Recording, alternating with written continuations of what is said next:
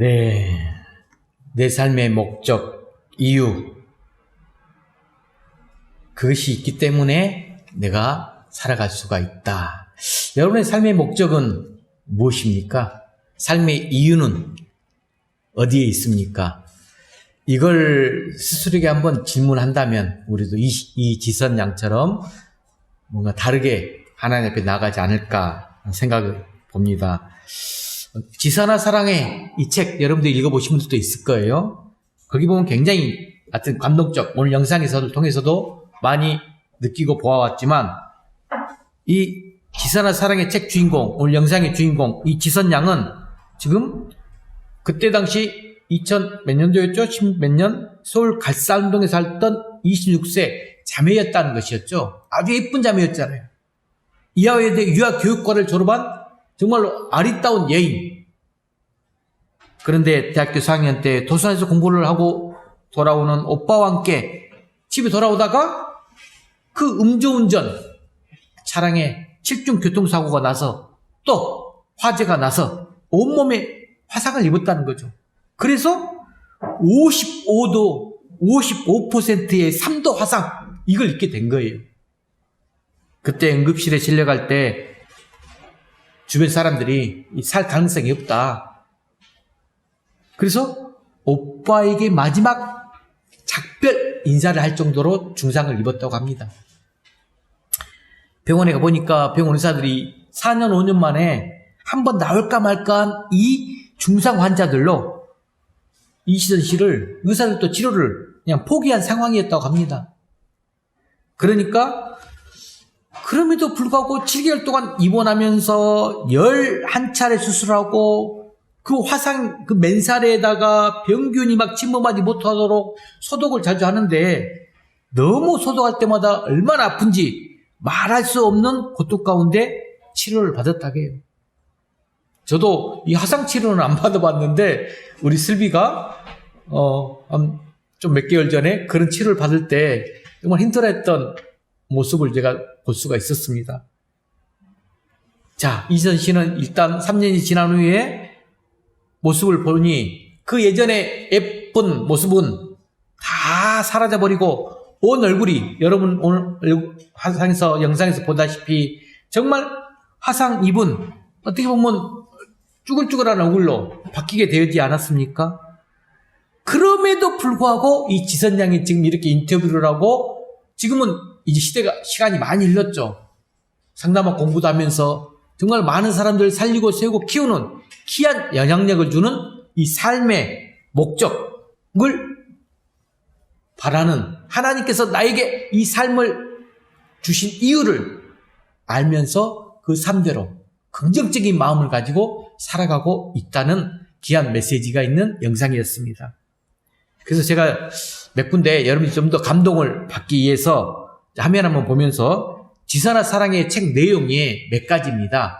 한번 여러분들이 어떻게 고백했는가 한번 제가 읽어드릴 테니까 한번 같이 화면 보면서 마음으로 감정 이렇게 살펴보시기 바랍니다. 이런 말을 했어요. 제 몸이지만 저조차 예상하지 못했던 뜻하지 않는 일들 때문에 지난 3년 동안 몸은 상하고 불편하고 아팠지만 그 누구도 맛보지 못한 사랑과 은혜를 맛보았습니다. 또 두 번째로 왼손보다 오른손이 짧고 잘 움직이지 않는데 왜 오른손도 지켜주시지 않았냐고 울며 원망하지 않은 것은 왼손이라도 오른손처럼 심하지 않게 하시고 잘 사용할 수 있으니 감사할 수 있었습니다. 손가락을 절단하러 들어가는 그 수술실 앞에서는 더 많이 자르지 않아서 감사한 마음이 들었습니다. 또 술을 마시고 운전해서 차를 들여받은 그분에게 조금도 미워하거나 분노가 생기지 않도록 제 마음을 지켜주셨습니다. 그리고 정말 힘든 가운데서도 어제는 숟가락을 혼자 잡을 수 있어서 감사했고 오늘은 문고리를 잡을 수 있어서 감사하며 기뻐할 수 있는 그 마음, 매일매일 행복한 마음이 제게 일어나는 것이 가장 큰 기적입니다. 제 힘으로 내 의지로 일어날 수 없는 일이기 때문에 저는 감히 이것을 기적이라고 부릅니다. 자, 마지막으로 고난은 축복입니다. 힘겹고 괴로운 시간을 이기고 나면 주어진 보물이 있습니다. 고난을 통하지 않고는 배울 수 없는 열매들이 얼마나 귀한 것인지 이제 저는 알았습니다. 그래서 저는 앞으로 상담심리학을 공부해서 마음이 아픈 사람들 곁에서 돕고 싶다는 꿈을 가지고 있습니다. 자, 이렇게 지선한 사랑의 책 내용에 이 지선 씨가 고백했던 지금 글귀들입니다. 우리 마음에 얼마나 지금 감동을 주고 있습니까? 여러분들이 지금 감사제목 100일 올리기를 하면서 우리들도 지금 그런 연습을 해 나가면서 아마 어떤 상황과 환경이 있을지라도 그럼에도 불구하고 감사를 계속 끊임없이 올릴 수 있는 그 고백, 이 지선 씨도 그런 말 했잖아요. 정말 기적이라고. 기적. 힘든 가운데서도 숟가락을 잡을 수 있어서 감사. 오늘은 문고리를 잡을 수 있어서 감사. 매일매일 행복한 마음이 일어나는 게 가장 큰 기적이다. 여러분들 평이하고 아주 그냥 평소의 삶의 모습일지 모르지만 여러분들이 지금 살아가고 있는 그 자체가 기적이라는 것을 여러분들이 깨닫고 믿어야 된다는 말씀입니다. 여러분, 저는 이런 내용들에 대해도 감동을 받았지만 더 중요한 것은 상황이 아니고 지금 여기서 깨달을 것이 뭐냐면 그 상황에 대처하는 마음이 더 중요하다는 것, 이걸 알게 됐다는 거죠. 하나님이 주시는 은혜의 힘이 너무너무 크다는 사실도 우리가 지금 마지막 고백에서 배우게 됩니다. 여러분, 지금 여기도 직장인들이 있어요. 각각 사업체들이 있어요. 그런 분들, 우리 성도들을 보다 보면, 자, 불신자들을 만나게 되는데, 그들 틈에서 참 믿음을 지키려고 많은 갈등과 불이익과 정신적인 이 스트레스를 받게 되죠. 다 받게 됩니다. 또 어떤 분들은 가정 안에서, 이 가족들 간에서도 갈등이 일어나게 돼 있어요. 그러나 우리가 이러한 갈등과 이 스트레스를 어떻게 받아들이면서 살아가느냐, 이게 더더욱 중요한 것이란 말이죠. 자, 예전에 MBC에서 서울에 거주하고 있는 이 30, 40대 직장인들에게 설문조사를 해서 조사한 내용인데 응답자 96%가 가정과 직장 문제로 스트레스를 받고 있다고 설문조사가 나왔어요. 그 결과로 어떤 결과가 일어났느냐? 우울과 식욕 부진과 위장병, 불면증, 노이로제 현상들이 나타났다고 했습니다. 자, 우리 남자들 경우에는 스트레스 원인, 가장 첫 번째가 여기 있는 분들도 대체적으로 직장 문제일 거예요. 두 번째가 배우자의 갈등, 세 번째가 처가 식구들 간의 갈등, 네 번째 단순한 일과 그리고 자녀 문제로 이렇게 설문조사가 나왔어요. 남자들 경우. 그리고 반대로 여성들 경우에는 첫째가 뭘 것 같아요? 자녀 문제, 둘째가 부부싸움, 셋째가 시댁 식구들과의 마찰, 이렇게 나왔어요. 자, 어찌됐든 이렇게 스트레스를 받습니다. 그렇다면 어떻게 이 스트레스를 풀고 나아가야 되느냐? 이 질문에 보통 일반적으로 스트레스 푸는 방법이 주로 음주, 흡연, 수면, 목욕, 도박, 이렇게 이야기를 했다고 그래요. 그리고 좀 더 심각한 경우는 어떻게 되죠? 이제 전문 신경증 전문 의사라든지 상담자를 찾아갔는데 보통 이 의사분들의 처방은 욕심을 좀 버리고 자기생활 만족하면서 매사를 긍정적으로 생각하고 자신이 하고 있는 일에 더 몰두하라, 이렇게 이야기해 주었다고 합니다. 자, 문제는 여러분들 다 알잖아요. 그렇게 하려고 해도 안 되는 것, 잘 안 되는 게 어렵고 그 문제점이 되는 거죠. 자, 그래서 오늘 본문, 우리가 여러분이 잘 아는 정말 대표적인 구절이 오늘 본문 23절인데, 모든 지킬 만한 것 중에 네 마음을 지키라. 생명의 근원이 이에서 남이니라. 이 말씀은 여러분 성경책에 별표 쳐놓고 꼭 외우세요. 모든 지킬 만한 것 중에 더욱 네 마음을 지키라. 생명의 근원이 이에서 남이니라. 자, 여러분, 사람은, 우리에게는 누구나 위기가 한 번씩 찾아올 때가 있어요. 어려운 역경과 고난과 근심과 걱정거리 찾아옵니다. 그럴 때에 거기에 대한 반응, 우리의 반응에 따라서 어떤 분은 탁월한 삶을 살아가는가 하면, 또는 평범한 삶, 또는 그 이하의 삶을 지금 살아가고 있다는 것이죠. 자, 평범한 삶을 사는 사람이 누구입니까? 자, 평범한 사는 사람은 힘들고 어려운 상황 앞에서 쉽게 좌절하거나 포기하는 사람은 평범한 사람의 삶을 살아가는 거예요. 늘 평범하게 안주하는 삶을 살아가려고 하는 것이죠. 하지만 역경이 닥쳐왔어. 그 역경과 어려움 속에서도 그 고난을 딛고 서서 한 단계 올라서는 사람이 탁월한 사람이 되는 거죠. 이것이 우리 성도들의 모습이 되어야 되고 우리 성도들의 이치가 되어야 될 줄로 믿습니다. 우리가 살아가는 삶의 현장, 정말 숨이 막힐 듯한 이 어려움들, 정말 주변 상황에 많이 있어요. 생겨나요. 그때 우리들에게 필요한 게 뭐냐? 제가 여러분들한테 많이 매번 이야기하는 게 지혜를 찾읍시다. 바로 지혜예요, 지혜. 여러분, 우리가 어려운 환경과 역경 가운데 놓여 있을 때, 자, 그렇다면 건강한 마음을 지키는 게 중요한데, 자, 이제 마음의 정원을 한번 가꾸기 위해서 그 건강한 마음 어떻게 가꿀까요? 어떻게 해야 될까? 여러분 한번 잘 오늘 또 말씀 가운데서 찾으시고 건강한 마음을 가지기 위해서 어떻게 해야 될지 그 지혜를 찾으시길 바랍니다. 자, 첫 번째, 내 마음의 현 주소를 진단해야 됩니다. 내 마음의 현 주소를 진단하라. 자, 우리 마음에 지금 여러분들 마음 한번 진단해 보세요. 내 마음이 지금 건강한 마음인지 아니면 병들어 있는 마음인지를 진단해 볼 줄 알아야 돼요. 마음이 건강한 사람은 지금 오늘 영상의 주인공 지선 양처럼 절망적인 상황에서도 믿음으로 그 환경을 딛고 다시 일어섭니다. 또한 모든 것을 항상 긍정적으로 바라보게 됩니다. 하지만 마음이 병든 사람은 부정적인 생각을 가지고 부정적인 말을 하고 항상 원망과 불평을 합니다. 그래서 부정적인 시각을 가지고 사회를 바라보게 되고 우리 주변 이웃을 바라보게 됩니다.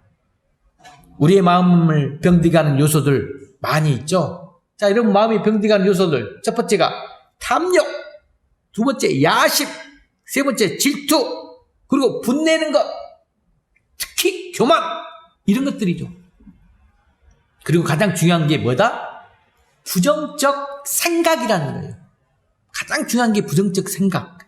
부정적 생각은 내게 있는 것을 생각하기보다는 내가 무한한 자원이 있고 내게 있는 게 있어요.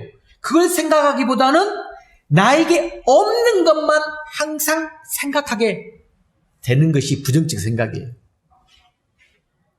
성경에서 한번 예를 들어볼까요? 열왕기하 4장을 살펴보게 되면 엘리사 시대 이야기가 나오거든요. 그 엘리사 시대에 한 선지 생도가 있었어요. 그런데 아들 2명과 빚만 잔뜩 남겨둔 채 죽어버린 사건 이야기가 나옵니다. 자, 그래서 그 선지 생도 아내에게 체주가 찾아옵니다. 그래서 두 아들 빚 대신 갚아라. 종으로 나한테 데리고 와라. 아들을 지금 빚 대신 갚기 위해서 데리고 오라는 거예요. 상황이 절박해진 그 여인이 하나님의 종 엘리사를 찾아갔죠. 자, 이때 엘리사에게 뭐라고 말하냐? 우리 남편이 당신의 하나님을 섬기다가 죽었는데 지금 빚 때문에 두 아들이 종으로 팔려가게 되었습니다. 이 일을 어떻게 해야 되겠습니까? 라고 말할 때에 엘리사는 이런 말을 합니다. 네 집에 무엇이 있느냐? 네 집에 무엇이 있느냐? 물었어요. 자, 그러자 그 여인이 생각해 보면서 대답하기를, 아니, 우리 집에 기름 한 병밖에 없습니다. 자, 이렇게 또 말을 합니다. 자, 이 대화 내용 속에, 이 사건 속에서 여러분들 무엇이 지금 다른 것, 차이점을 발견하셨습니까? 지금 엘리사는 네 집에 무엇이 있느냐? 즉, 하나님은 우리에게 무엇이 있느냐? 이것에 관심이 있고, 우리가 가지고 있는 것을 보시려고 해요. 하지만 우리의 마음은 이 가난한 여인처럼 나는 이것밖에 없어요. 나는 이것밖에 못합니다. 지금 이렇게 없는 것을 자꾸 강조하고 있어요. 그래서 하나님이 이 여인의 마음을 진단하고 있다는 것을 우리는 볼 수가 있어요. 그래서 여러분들이 뭔가를 이렇게 내 생각 속에서 내가 어떤 말을 하고 있는지 한번 자신을 잘 현 주소를 진단해 볼 필요가 있어요. 지금 하나님은 그 기름 한 병 가지고 네 아들과 이웃집에 있는 아들과 함께 이웃집에 동네 돌아다니면서 빈 그릇은 다 빌려다가 너희 집에서 문을 닫고 다 부어라! 이렇게 말했어요. 자, 그 이는 감사하게도 순종하면서 다 채웠어요. 빌린 거, 빈 병들을 다 채우고 나니까 기름이 떨어지게 되었어요. 빌린 만큼 기름을 다 채웠다는 거야. 그리고 그것을 팔아서 빚을 갚았다는 내용의 말씀이 성경에 기록되어 있습니다. 여러분, 우리가 여기서 무엇을 지금 생각해야 될까요? 잘 생각해야 됩니다. 부정적인 생각을 하는 사람들은 항상 나에게 없는 것만 생각한다는 것. 내게 없는 것만 생각을 해요. 사업을 하다가 실패했으면 항상 실패한 것만 생각을 해요. 그리고 모든 것을 다 잃어버린 것처럼 생각합니다. 하지만 하나님은 우리에게 지금 이렇게 말씀하십니다. 네가 잃어버린 것이 무엇이냐? 너에게는 아직 건강이 있지 않느냐? 네 옆에는 여전히 함께 해주는 사람이 있고 또 지금까지 살아온 인생에 경륜이 있고 지식이 있지 않느냐? 너를 도와줄 많은 이웃들 또 성도들이 있지 않느냐? 여러분, 우리가 잃어버린 것보다 우리에게는 있는 것이 훨씬 더 많지 않습니까? 여러분, 조금만 시선을 살펴보세요. 혼자 전전긍긍하지 말고 조금만 살펴보면 많은 것들이 우리에게 있습니다. 그러나 나에게 있는 것을 말하지 않고 없는 것만 자꾸 꺼내어서 이야기하는 것, 이게 바로 우리들의 문제라는 것입니다. 하지만 하나님은 지금 우리에게 있는 것, 마지막 기름 한 병을 가지고도 하나님은 놀라운 일을 행하시는 분이시라는 말씀입니다. 자, 지난주 수요일 우리가 이제 계속적으로 베드로 기적 이전에 오병이의 기적, 자, 베세다 광야에서 5,000명의 군중들을 먹이실 때도 여러분 똑같이 적용됩니다. 너희 중에 가진 것이 뭐가 있느냐? 그 5,000명의 군중들이 주님의 말씀을 듣고 광야에 있는데 배고픔에 제자들의 하소연에 가진 것이 뭐가 있느냐 물으셨어요. 그때 안드레는 여기 어떤 소년의 도시락이 있습니다. 하지만 겨우 보리떡 5개와 물고기 2마리밖에 없어요. 이게 전부입니다. 말할 때 예수님은 그것을 가지고도 5,000명을 배불리 먹이고 12광줄이나 남게 하셨던 놀라운 기적, 우리는 너무나 잘 알고 있습니다. 자, 여러분, 하나님은 내가 가지고 있는 것이 뭔지를 지금 알게 하시고 그것을 통해서 일을 하게 하신다는 것. 하나님이 나에게 주신 것이 무엇이고 내가 지금 가지고 있는 것이 무엇인지를 늘 생각하면서 우리 이 지선 씨도 지금 그런 거예요. 그래서 늘 감사하고 그것을 통해서 감사로 나가고 그것을 통해서 하나님께 축복을 받는 우리 풍화원의 모든 성도들이 되시길 주의 이름으로 간절히 축복합니다. 여러 가지 환경 때문에 원망하고 불평하는 마음을 가지게 되면 그때는 우리 마음에 더 큰 상처가 생겨요. 상처가 생겨. 여러분, 상처난 피부에 병균이 침범해요. 그러듯이 상처난 마음속에는 사탄마귀가 들어옵니다. 그것이 점점 발전해서 나중에는 심각한 우리 몸의 질병을 통해서 우리 몸을 침투하게 되죠. 그러므로 우리는 항상 건강한 마음을 가져야 돼요. 자, 식물이 있어요. 항상 밝은 태양을 바라보아야 바르게 자라가 돼요. 그리고 꽃도 피고 열매도 맺게 됩니다. 그늘진 곳에서는 곡식이 잘 자라지를 못한다는 말씀입니다. 항상 우울하고 걱정과 근심이 눌려있는 사람에게는 되는 일도 잘 안 돼요. 항상 감사하고 기뻐하면서 매사에 긍정적인 마음을 가질 때에 우리가 축복의 열매를 거두게 된다는 말씀입니다. 자, 그러면 우리가 아주 상식적인 건데 여러분의 현 주소, 마음의 현 주소를 진단하는 아주 간단한 방법. 자, 컵이 여기 있습니다. 승수현 집사님, 이 컵 속에 물이 얼마나 들어있다고 말할 수 있죠? 컵이 지금 절반 정도 있네? 그러면 어떻게 이야기하실래요? 반만 있다. 그래요. 이게 현 주소예요.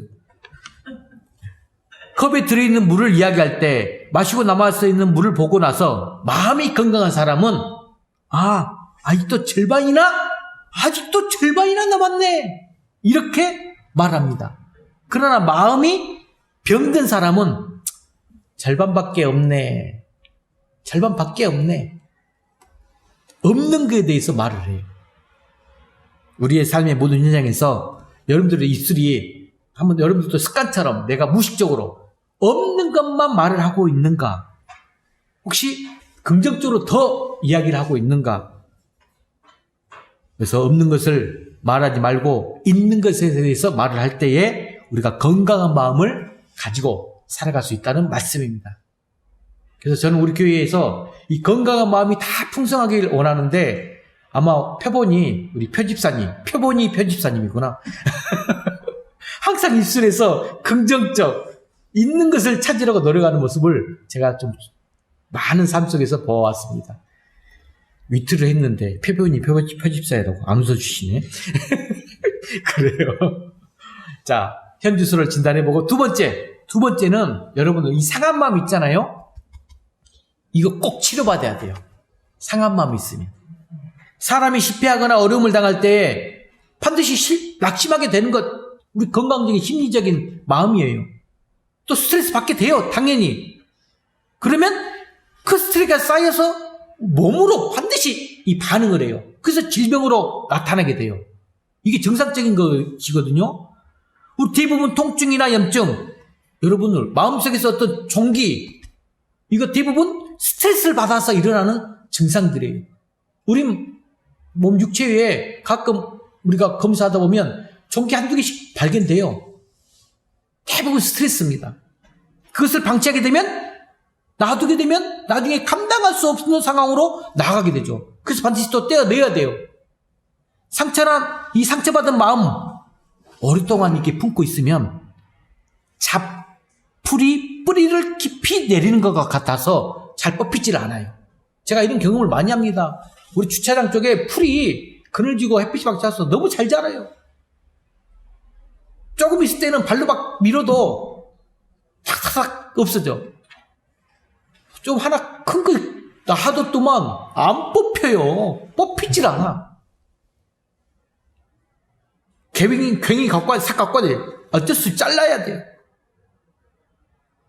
여러분, 이처럼 마음의 병도 초기에 빨리 치료받으면 쉽게 치료가 되는데 오랫동안 방치해두면 절대로 안 된다는 말씀입니다. 자, 그렇다면 치료의 방법이 뭐냐? 첫 번째가 내 상처를 드러내야 돼요. 드러내야 돼. 고민과 갈등 왜 오랫동안 여러분을 가지고 있어요? 한번 생각해 보세요. 내가 왜 고민과 갈등했는데 오랫동안 내가 가지고 있을까? 그 이유가 부끄럽고 자존심이 상해서 그렇다는 거예요. 속으로는 골마 썩어 문드러져도 밖으로 드러내질 않아요. 내가 이것을 어떻게 목사님에게 말씀할 수 있을까? 옆에 다른 성도들이 알면 안 되는데 하면서 가슴 깊이 품고 있으면 그것이 나중에는 고칠 수 없는 병이 돼버린다는 거죠. 대체적으로 이런 분들이 성격이 내성적인 분들이 좀 더 그래요. 나중에 그래서 여러분 우리 마음의 병은 몸으로 다 표출돼요. 그래야 살기 위해서 몸으로 이렇게 표출되는 것도 내 무의식적인 부분에서 살기 위해서 반응하는 거거든요. 위장병으로 나타나 생각지도 않는 암에도 걸리게 되는 거예요. 늦게서야 발견하고 병원에 가면 이미 늦어서 치료할 수 없는 영역에 빠질 수밖에 없어요. 이런 아픔과 상처들은 얼른 내놓고 우리가 함께 기도해야 돼요. 저에게 이런 고민이 있습니다. 이런 어려운 문제점들이 있습니다. 속에 있는 것들을 내놓으면 그렇게 내놓은 것만 가지고도 얼마든지 치료가 될 수 있다는 말씀입니다. 두 번째는 하나님의 말씀으로 치료를 받아야 돼요. 자, 하나님의 말씀으로 치료를 받아야 된다. 이게 오늘 말씀 구절에 나와 있어요. 한 말씀 구절 20절과 22절 한번 같이 읽어볼까요? 시작. 내 아들아 내 말에 주의하며 내가 말하는 것에 내 귀를 기울이라. 그것을 내 눈에서 떠나게 하지 말며 내 마음속에 지키라. 그것은 얻는 자에게 생명이 되며 그의 온 육체의 건강이 됨이니라. 아멘. 이 말씀 한번 살펴보세요.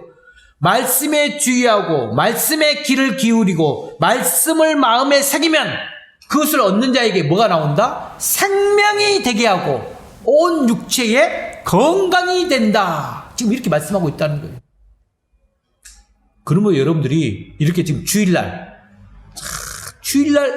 교회 예배 드리러 나와서 설교만 잘 들어도 우리 풍화모리 교인들은 정말로 지금 감사해요. 매일 말씀 통독, 말씀과 함께 거닐고 있어요. 그런 분들은 지금 육체의 건강을 얻고 있다는 거야. 하지만 그걸 잘 않더라도 일주일에 한 번 진짜 주일날 이렇게 예배 드리러 와서 목사님 말씀 설교만 잘 들어도 하나님 말씀을 듣는 가운데 은혜를 받아요. 그리고 은혜를 받으면 나도 모르게 여러분들이 집중해서 은혜를 받으면 나도 모르게 내 마음의 병이 말씀으로 치유되는 역사가 일어난다는 말씀이죠. 마음의 병 하나님의 말씀으로 고칠 수 있음을 믿으시며 나가는 귀한 여러분 되시길 주의 이름으로 간절히 축복합니다. 자, 이제 세 번째. 여러분 세 번째는 염려 있으면 하나님께 맡기십시오. 제가 많이 이야기하죠. 맡기는 연습. 맡길 때에 하나님께서 치료해 주시는데 여기서 필요한 게 뭐냐? 믿음이에요. 믿음. 믿음이 필요한데 이 믿음이라는 것은 다른 것이 아니고 내가 진정 하나님께 맡기는 걸 말해요. 여러분 모든 염려와 근심 걱정 하나님께 맡기라. 하나님 말씀하셨어요. 너희들이 염려함으로 키를 한 자나 더할 수 있겠느냐? 우리가 염려한다고 해서 내 키가 한 자나 더 커집니까? 안 된다는 거야. 주님이 말씀하셨어요. 우리가 염려한다고 나아지거나 좋아질 게 하나도 없다는 것입니다. 우리가 믿음 생활을 한다고 말하지만 이처럼 하나님께 맡기는 것 좀 잘 되지 않아요. 자, 맡기는 것 쉽게 그래 말처럼 맡겨볼까? 근데 온전히 맡기는 게 말처럼 쉽지가 않아. 어려워요. 제가 예화로 이야기를 많이 하는 부분인데 여러분 몇 번 들었을 거야. 맡기는 연습의 예화. 어떤 할머니의 이야기. 머리에 보따리 짐을 지고 가는 할머니가 6.25 사변 때 군용차를 타고 가던 군인이 보고 너무 안쓰러워서 할머니 타세요. 태워드렸어요. 그런데 나중에 끙끙거리고 있는 소리가 들리니까 뒤를 돌아보니 할머니가 어떻게 하고 계시더라? 머리에다가 짐을 그대로 이고서 끙끙거리고 계신다는 거야. 차를 타고도. 할머니 왜 이 짐을 이렇게 힘들게 고생하고 계십니까? 이고 계십니까? 얼른 내려놓으세요. 이렇게 말하니까 할머니는 뭐라고 대답했다? 아이고 내가 차를 타고 가는 것도 미안한데 어떻게 짐까지 내려놓을 수 있겠습니까? 라고 이야기를 했다는 거예요. 여러분 좀 웃지 못할 이야기 같지만 지금 우리의 모습이 그렇다는 거예요. 진짜 우리 모습이 그래요.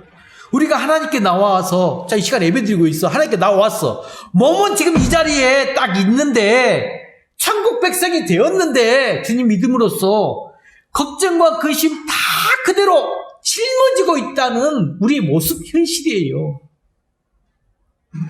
여러분은 안 그렇습니까? 그래서 예수님께서 말씀하신 것, 여러분 정말 기도할 때 이 말씀도 품고 기도하세요.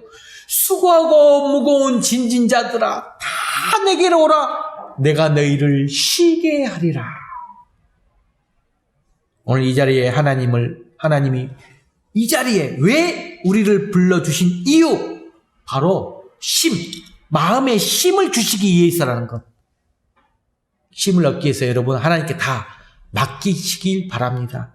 하나님께 맡기면 하나님이 알아서 다 해결해 주십니다. 저도 부족하지만 정말 이 맡기는 연습, 경건의 연습 계속 연습해요. 주님이 부르는 그날까지 늘 그렇게 하려고 살려고 합니다. 하나님께 맡기고 사니까 하나님께서 지켜주시고 인도해 주시는 그 경험, 맛을 느껴보시길 바랍니다. 여러분도 하나님께 모든 것을 맡기며 나가는 주님의 축복이 있기를 주의 이름으로 간절히 축원합니다. 자, 이제 마지막 네 번째입니다. 네 번째는 넓은 마음과 깨끗한 마음을 가지라는 거예요. 넓은 마음과 깨끗한 마음. 자, 말씀 속에 있어요. 24절부터 쭉 27절까지 한번 살펴볼까요? 같이 읽어봅시다. 24절부터 27절 시작. 구부러진 말을 내 입에서 버리며 삐뚤어진 말을 내 입술에서 멀리하라. 내 눈은 바라보며 내 눈꺼풀은 내 앞을 곱게 살펴 내 발이 행할 길을 평탄하게 하며 내 모든 길을 든든히 하라. 좌로나 우로나 치우치지 말고 내 발을 악에서 떠나게 하라. 얼마나 귀한 말씀이에요. 여러분들, 우리가 지금 잠언 말씀을 묵상하면서 아마 많은 지혜 그리고 많은 위로와 격려를 지금 받고 있을 것인데, 이 말씀도 내가 악한 마음을 가지고 있으면 세상도 악하게 보여. 내가 깨끗한 마음을 가지고 세상을 보면 세상도 깨끗하게 보인다는 말씀이에요. 내가 깨끗한 마음을 가지고 사람을 보면 그 사람과의 관계도 깨끗한 관계를 이룰 수 있지만, 내가 깨끗하지 못한 마음으로 사람과 관계를 맺고 보면 그 사람들과도 좋지 않은 관계를 이루게 된다는 것입니다. 그러므로 우리가 항상 이 깨끗한 마음을 가지고 사람들을 바라봐야 돼요. 또 넓은 마음을 가지고 사람들을 바라보아야 합니다. 감옥에 있는 사람들은 어때요? 대부분 사회와 이웃에 대해서 편견을 가지고 있어요. 어떤 편견? 자기 주변 사람들과 이 사회가 잘못됐기 때문에 내가 지금 이렇게 되었다. 내 꼴이 이 모양이야. 왜 그렇습니까? 제게 많은 분들이 와서 어려움과 힘든 점을 같이 나누고 내놓고 그렇습니다. 그러다 보면 계속 주변 탓, 상황 탓, 환경 탓, 자신에게 문제점을 보지 못해요. 그런데 여러분, 우물 안의 개구리 이야기, 우물 안의 개구리 딱 하늘을 쳐다보고 있어요. 하늘을 보고 뭐라고 말하는지 아십니까? 우물 안의 개구리는 하늘이 반쪽만 하다 이렇게 말을 해요. 반쪽만 하다. 아니, 하늘이 얼마나 넓은데 지금 그렇게 말할 수 있겠습니까? 내가 마음이 좁으니까 세상 밖도 그런 줄로 아는 것이죠. 마음이 좁으니까. 내 마음이 좁아서 하나님께 불평을 하는 것입니다. 마음을 넓게 가져야 됩니다. 여러분, 마음을 넓게 가지면 모든 것이 다 이해가 되고 수용하게 되고 사랑하게 되어집니다. 그러기 위해서 제가 이제 많은 분들에게 상담하고 이야기를 나눌 때 내 자신의 마음을 먼저 안아주고 보듬어주는 연습, 그 상황 가운데서 모든 것들을 이해하고 마음을 넓게 수용할 수 있는, 그걸 바라볼 수 있도록 제가 통합시켜 주죠. 그렇게 할 때 건강한 마음을 가질 수 있다는 것입니다. 성경은 우리에게 좌로나 우로나 치우치지 말라. 이리 말씀하셨어요. 고난과 역경, 슬픔 여러 가지 어려운 일들이 많이 있는데 그런 역경들 어떻게 극복했는가? 여러분 오늘 영상 우리 이지선 씨 그 지선아 사랑의 책을 통하여 영상을 통하여 우리는 많은 교훈 또 하나님의 말씀을 통하여 많은 교훈들을 우리가 얻고 있습니다. 주 안에서 사랑하는 성도 여러분, 자 오늘 말씀 마지막 9절 23절 말씀, 이 말씀 꼭 여러분들 외우고 우리가 지켜야 될 것, 건강한 마음을 가꾸기 위해서 내 마음의 정원을 가꾸기 위해서 이 말씀을 꼭 다시 한번 선포하시기 바랍니다. 자, 크게 한번 선포합시다. 시작.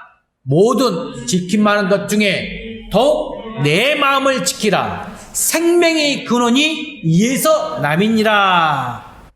무엇보다도 우리 마음을 지키라. 잘 지켜야 돼요. 그 이유가 뭐다? 생명의 근원이 이 우리 마음에서 나기 때문이라는 것. 생명의 근원이 우리 마음에서 나기 시작한대요. 우리 마음을 그렇다고 해서 지키기가 쉽습니까? 잘 지키지 안 돼요. 지켜지지가 않아요. 그래서 우리는 내 마음 내 스스로 지키지 안 되는 그 어려움이 있기 때문에 반드시 성령 하나님의 동행하심과 함께 충만함이 있어야 돼요. 성령 충만함. 그렇게 하기 위해서 말씀 묵상 놓치면 안 됩니다. 기도 생활 놓치면 안 됩니다. 제가 이 설교 시간에 이런 말을 해도 될까 모르겠지만 어떤 한 분이 마음의 어려움과 힘듦이 있었어요. 문자로 소통을 했어요. 위로를 좀 했어요. 그 다음 다시 힘을 내어서 정상적으로 또 말씀 묵상하고 또 하루가 지났더니 찬양으로 회복하면서 말씀과 찬양과 기도가 이루어질 때 마음을 하나님께서 지켜주시거든요. 그 과정을 봤어요, 제가. 그래서 오늘 말씀도 제가 그 은혜에 감사함으로 어제 좀 저 육적으로 굉장히 피곤했지만 여러분들에게 함께 이 은혜를 나누면 좋겠다 하여서 오늘 말씀을 준비해 보았습니다. 건강한 마음으로 나아가기 위해서 누구에게나 위기가 찾아올 수 있어요. 누구에게나 어려움 찾아올 수 있어요. 그렇지만 그런 가운데서도 하나님 앞에서 항상 하나님 앞에서 건강한 마음을 가지고 있고 건강한 믿음을 가지고 살아갈 때 하나님의 놀라운 축복과 은혜가 임하시는 우리 풍화문의 모든 성도가 되시길 주의 이름으로 간절히 축원합니다. 기도하겠습니다.